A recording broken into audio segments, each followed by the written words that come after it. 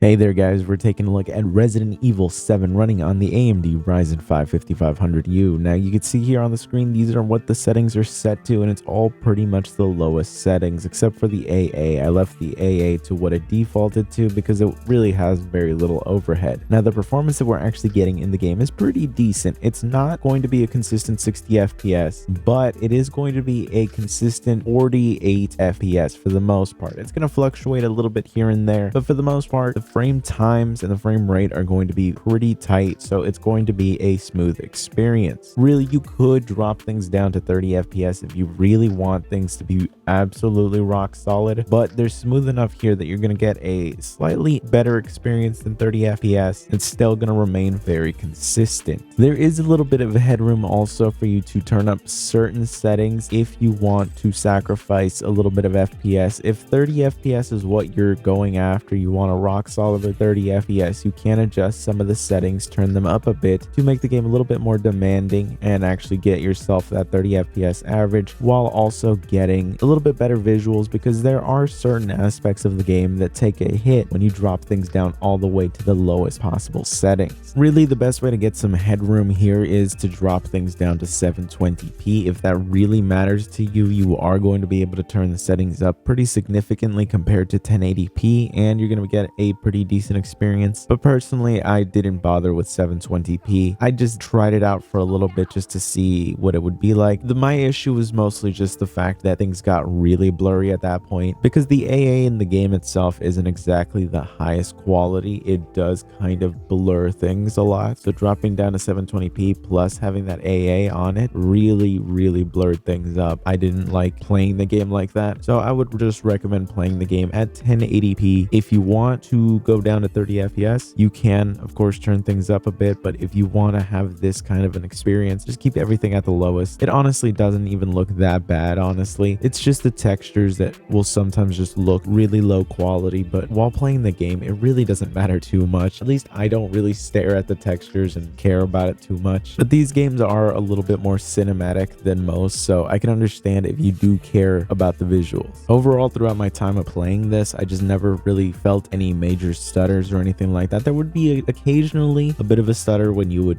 save or you would load into another area, but it was so not destructive to the gaming experience for the most part that I really just was not noticing anything in terms of performance that was taking away from the experience. So this is going to be a really nice gaming experience while playing it on here, and I'm really glad to see that a AAA game like this performs so well on this chip. So with that being said, I hope you found this video useful. If you did, be sure to subscribe, and I will see you guys next time.